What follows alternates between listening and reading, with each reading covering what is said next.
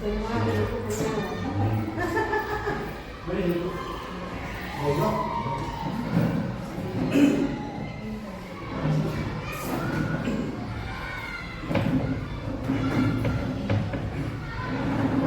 Salam sejahtera bagi kita semua. Shalom. Assalamualaikum warahmatullahi wabarakatuh. Baiklah, untuk kegiatan presentasi rencana tindak lanjut PPG Hijau dari Bapak Guru Ridwan Manamir akan segera kita mulaikan. Namun sebelum itu, mari kita awali dengan berdoa. Dan untuk doa ketersediaan dari guru kelas 2D.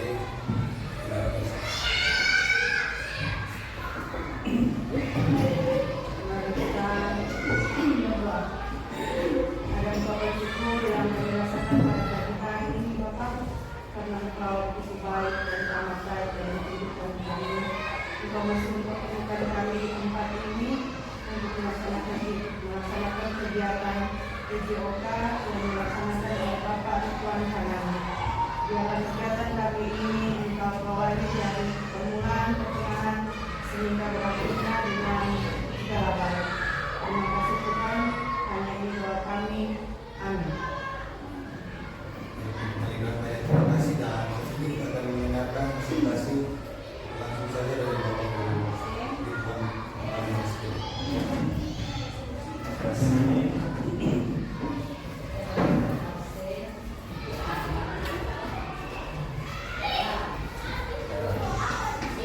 Selamat pagi semua. Shalom. Baik, terima kasih. Jadi di sini saya tidak akan panjang lebar. Di sini saya mendapat tugas rencana tindak lanjut dari kegiatan yang saya ikuti dari bulan 9 dan akan berakhir nanti tanggal 14 Desember, yaitu kegiatan pengembangan kompetensi guru PJOK. Di sini ada tugas rencana tindak lanjut. Jadi untuk rencana tindak lanjut ini terang materi adalah tentang pemberian tugas atau membuat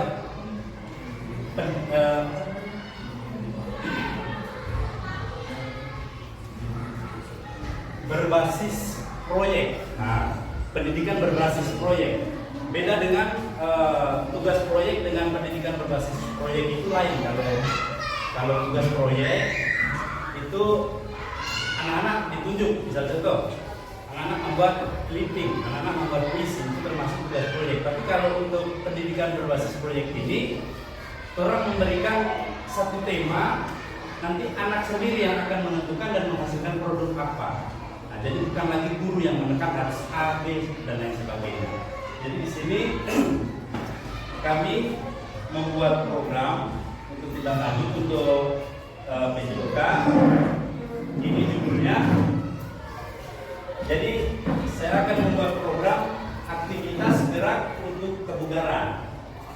Jadi rencana program ini termasuk di dalam P5. Jadi melalui intrakurikuler dan kopikuler mata pelajaran PJOK yang berpihak pada peserta didik.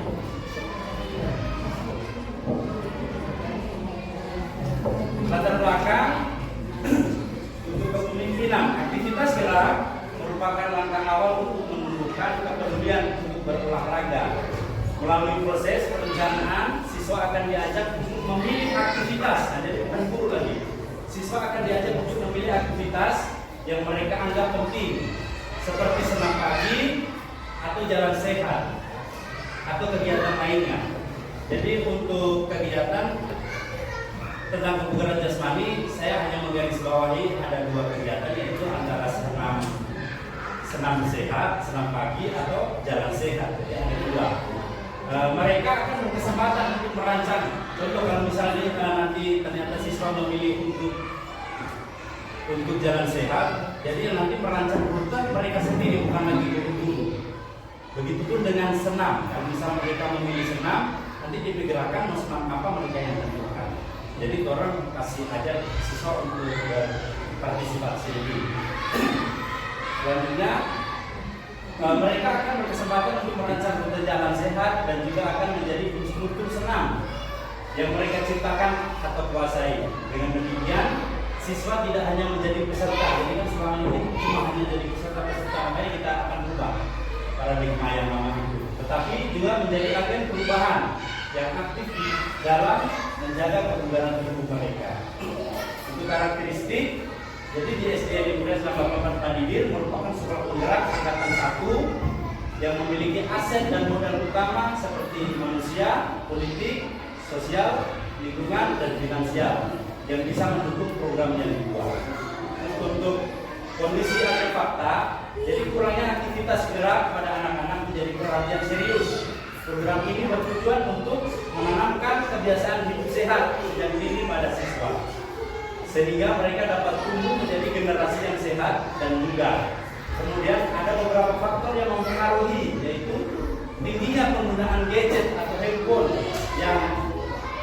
yang mengakibatkan siswa jadi malas dan beraktivitas. Jadi lebih masalah itu. Lanjut.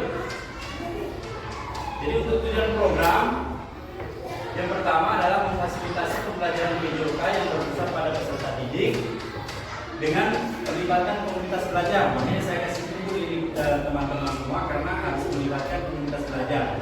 Jadi saya bersyukur karena di sekolah sini sudah ada komunitas belajar. Yang kedua, mempromosikan kesehatan dan kebugaran fisik melalui pengembangan pengetahuan dan praktik tentang aktivitas gerak.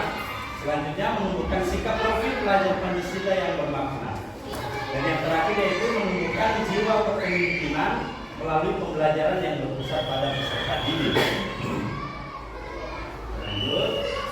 Nah, ini ada capaian program. Jadi untuk programnya ini akan saya lakukan di semester 2 selama 6 bulan, semester 1 atau 1 semester. Jadi untuk bulan Januari dia akan masuk di perencanaan.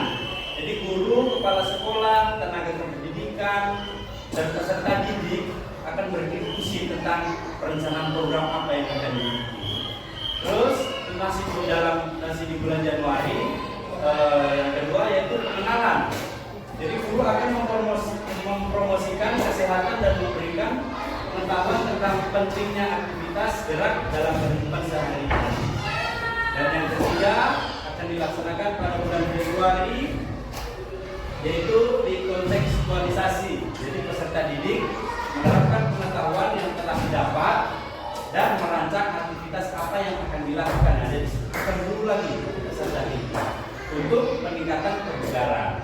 Dan yang keempat adalah aksi ini akan dilakukan dari bulan Maret sampai bulan Juni. Jadi peserta didik secara aktif terlibat dalam pelaksanaan kegiatan yang telah dirancang.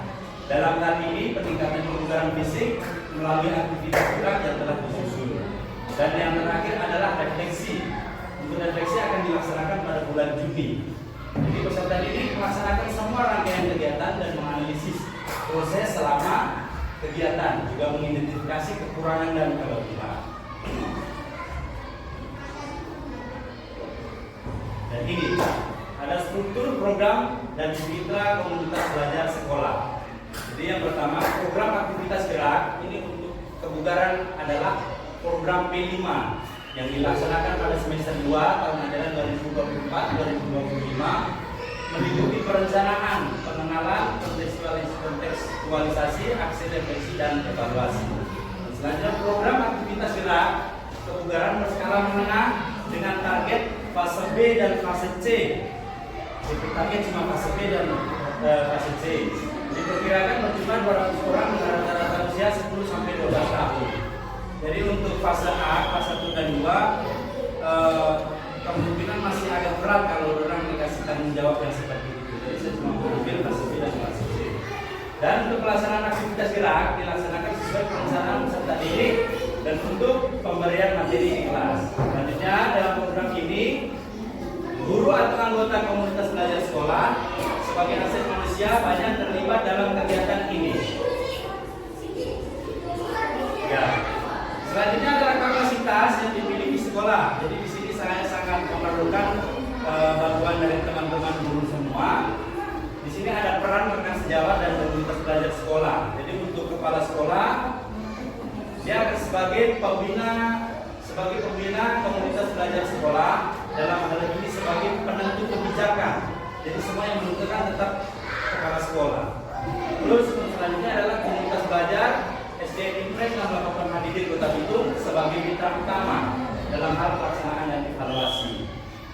Selanjutnya ini adalah rekan sejawat yang terlibat Ibu Krislani sebagai fasilitator P5. Selanjutnya yang adalah guru pendidikan agama Kristen, Bu Ita. Beliau akan mengembangkan, memberikan materi dan menilai terkait akhlak sesama manusia, akhlak kepada alam, toleransi dan interaksi sosial untuk tugasnya. Dan untuk guru kelas 5 Ibu Koni, guru kelas 6 Ibu Nova akan berdiskusi bersama mengembangkan dan memberikan materi dan menilai terkait tentang kebutuhan energi tubuh. Ini sudah ada materi ini, ya. Tentang energi tubuh, gizi seimbang dan peraturan pola makan. Ini untuk kelas 5 dan kelas 6. Selanjutnya untuk guru kelas 4 Ibu Endang dan Ibu Tindi akan memberikan materi tentang musik yang cocok digunakan jika siswa memilih aktivitas senam. Oke, jadi untuk guru kelas 3 Bapak Alfa dan Ibu Rea akan membantu peserta didik dalam memilih rute yang aman jika siswa memilih aktivitas jalan sehat. Jadi saya sendiri sebagai guru PJOK akan mengembangkan, memberikan perhatian dan menilai aktivitas gerak untuk kebugaran sesuai pilihan peserta didik. Dan ini adalah aset yang ada di lingkungan sekolah. Jadi yang selama ini orang tahu kan kalau aset itu cuma barang-barang, ternyata aset itu luas. Nah, jadi ada beberapa aset. Yang pertama adalah aset manusia.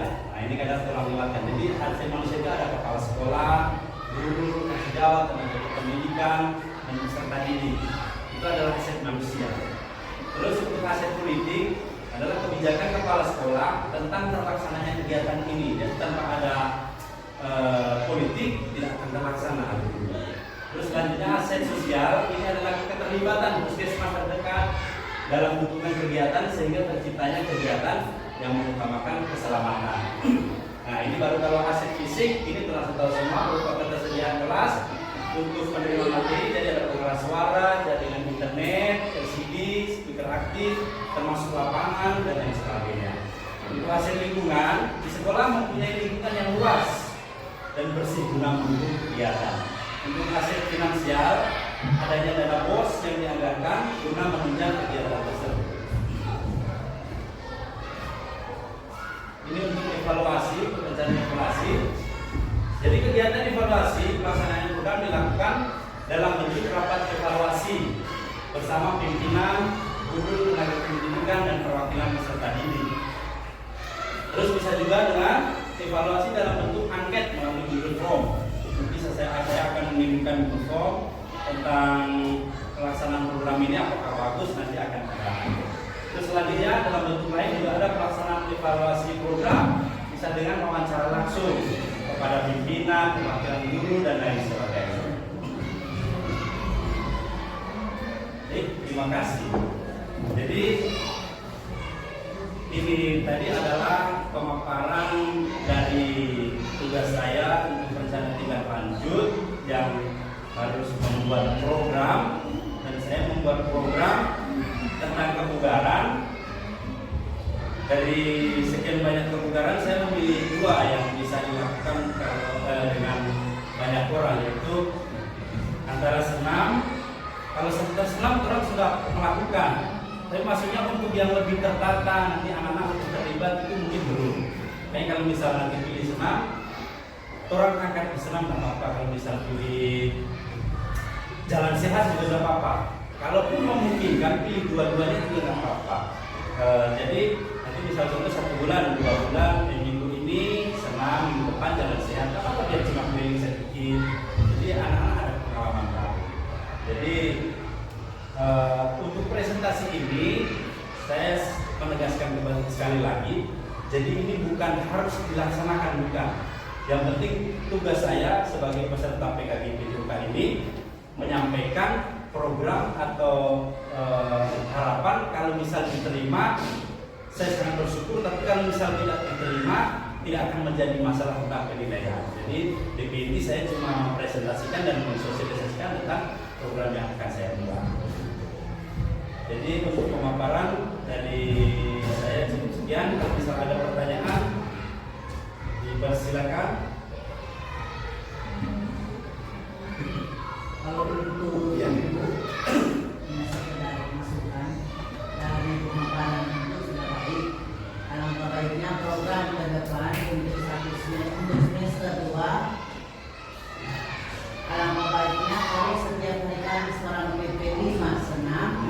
diganti juga, misalnya minggu pertama senam, minggu kedua orang jalan sehat.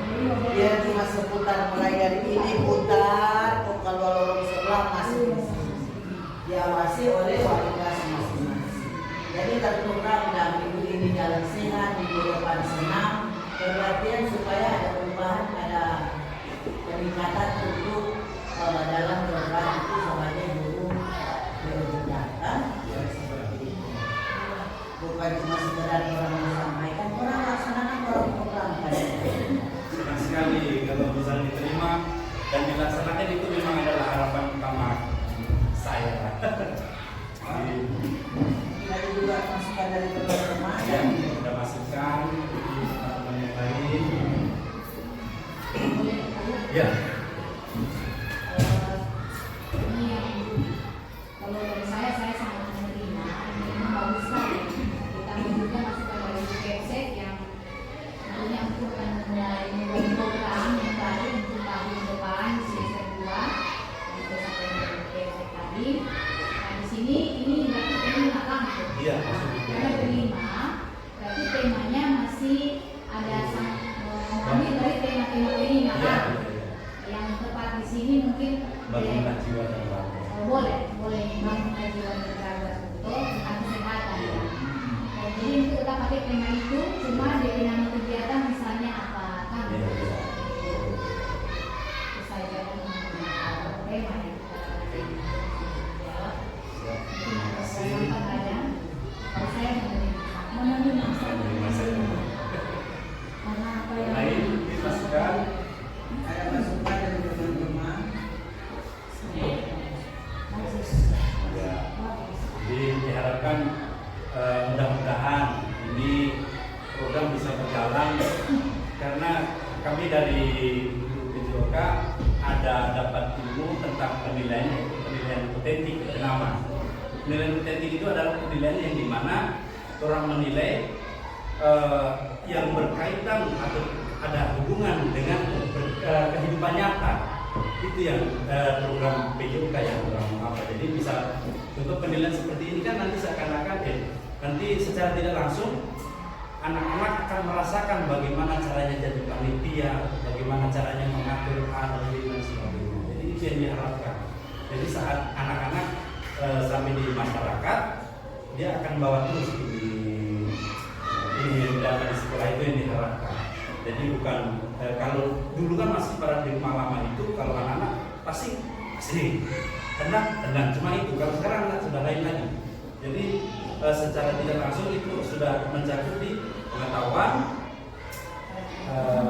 keterampilan, dan sikap. Jadi tiga ini cuma dilakukan satu penilaian. Itu yang diharapkan dari kami guru pendidikan. Mudah-mudahan program ini bisa berjalan lancar dan mendapatkan hasil yang baik. Itu sih harapan saya. Jadi untuk Bapak dan Ibu guru, sudah tidak ada pertanyaan teman-teman? Ya.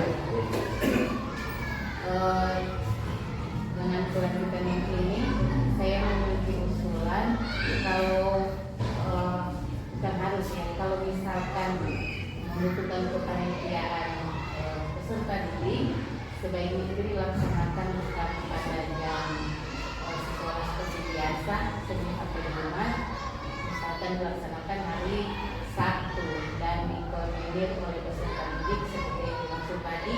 Mereka menentukan rute sendiri, mengikuti kepanitiaan, dan mungkin kalau senang bisa juga diberikan penilaian misalnya oleh kepala sekolah. Baik, terima kasih atas usul dan sarannya. Nanti untuk kelanjutannya akan berkembang ya. Jadi intinya terima kasih, saya sampaikan sudah menerima yang menjadi program saya sebagai guru PJOK. Untuk usulan nanti kita akan membuat tadi yang pertama pada bulan Januari. Nah ini ada juga perencanaan. Ini akan berdiskusi tentang perencanaan program. Dan itu nanti akan menentukan. Jadi sebenarnya nanti guru-guru sudah tidak sama dengan yang lalu. Istilahnya jadi mandor bukan. Jadi guru-guru cuma sebagai fasilitator, kasih tunjuk. pengen tanggung jawab yang ini kepada anak-anak. Jadi anak-anak akan lebih aktif dan berpikir kritis. Sudah? Ada lagi?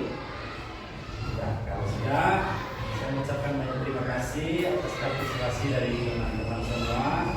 Jangan lupa daftar hadir isi karena itu sebagai lampiran.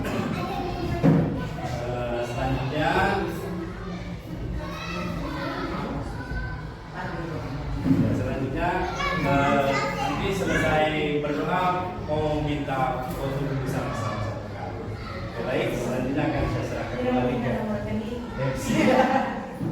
Ya, kemudian untuk pemaparan rencana tindak lanjut dari Bapak Ridwan yang dikarenakan kita sudah bekerja dengan berdoa dan mari kita tutup dengan berdoa juga dan minta kesediaan dari Ibu. Ya.